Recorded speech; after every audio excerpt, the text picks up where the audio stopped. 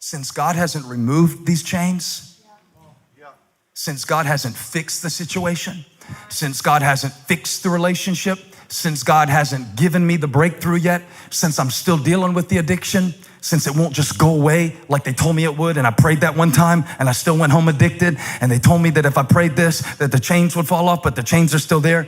And since God won't remove the chains, I'm gonna ask him to use the chains. That's my choice. What shall I choose? You have a choice to make. You always do. The greatest gift God can give you is a choice. He said, I'm in chains for Christ. Christ didn't put these chains on me, but now that these chains are on me, I'm gonna let him use them. He didn't bring the disease. He didn't bring the divorce. I wouldn't choose it. But if I can't change it, God, will you use these chains to change me, change others? Make me an example of your grace. That's your choice. And God's not the only one who gives you a choice. This is what I was trying to explain to the youth, and I really think I was talking to my 16-year-old self. That's where I made the choice to follow Christ. Well, actually, he made the choice. He chose me. I didn't choose him, theologically speaking. But it was the moment that I became aware of his prevenient grace in my life and surrendered to what he was already doing. Yeah, that sounds better.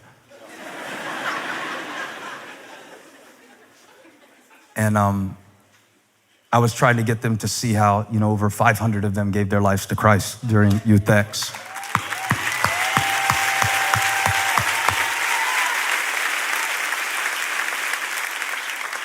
Most important choice they'll ever make.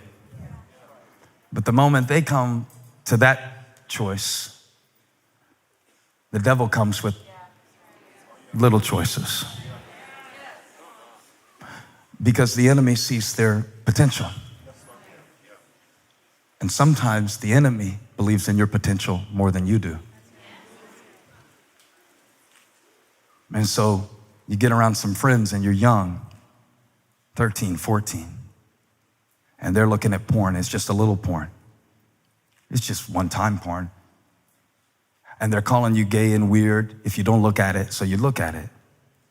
It's just a choice.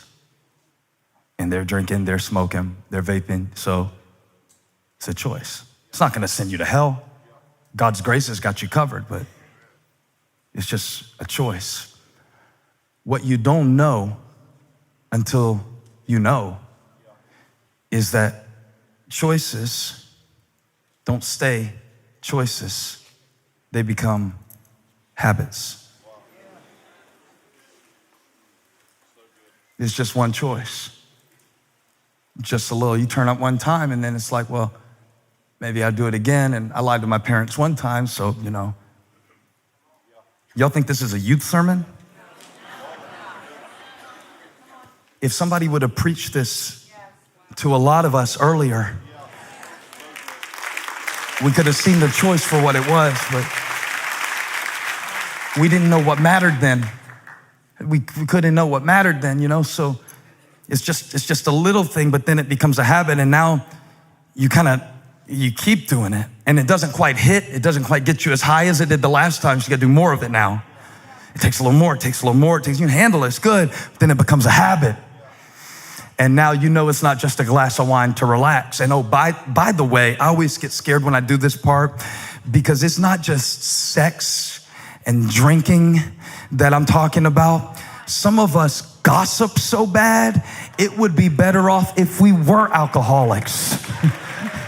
I mean, the damage we do with our mouths is way worse than what a bottle can do, okay? So I'm not just talking about whatever specific sin you don't happen to struggle with. Some of us are so angry, just mad, And we used to get mad with good reason. It was a choice. But then it became a habit. And now it's automatic. you don't even choose anymore. Now it's the default setting. Now it's just what you do to get your way. And you hate yourself after you do it, but it got you what you wanted, so you do it again. And it's kind of like one time Paul was saying, I don't do what I want to do. I do what I don't want to do. Who will deliver me from this body of death? And he wasn't saying this before he met Christ. He was saying this as a Christ follower. I made some choices. The choice became a habit. I didn't know it was a big deal at the time. It didn't seem like a big deal. I didn't forgive one person, and I let the bitterness get a hold of me. And then the bitterness was no longer just one person. I started getting mad at everybody. And I started blaming everybody. And now it's my habit. And now when something doesn't go my way, my first response is to blame all the people who weren't there for me. Or if they would have, or if she would have. I started complaining. I made the choice to complain. And I used to just complain when things were really bad. But now it's instead of his praise will continually be on my mouth, now his complaint is continually on my, it's a habit. It's automatic. It's my first instinct. I can't even see what's right. I walk in the room and all I see is what's wrong. It's automatic. And before long, it's not just what I do. It becomes my identity. Now it's who I am. I'm a slave to fear. I'm a child of God, but I feel like a slave to sin. I made a choice. It became a habit. Became automatic. That's what the Bible says when it says, don't walk in the flesh. The habits of the old life, the patterns of your perspective pre-Christ. You just keep doing it. It's pulling on you. It just pulls you back into it. You don't tell your e-group about that stuff. You can't. These chains aren't the kind of chains that you wear around your neck. These chains is the choices that become habits. Now it's automatic. You don't even want to do it anymore. But you think it's who you are.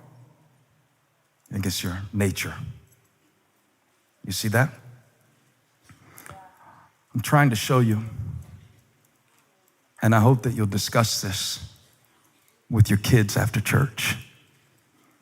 And I hope that you'll discuss this with some people in your life that you can trust about the choices that became habits, that became automatic. I'm just offended all the time now. I made the choice to be offended. The person hurt me, and I chose to let that hurt on the inside. And I didn't let it heal. And now I'm pushing good people away because of who hurt me back then. And I want you to see how today's choices become tomorrow's chains.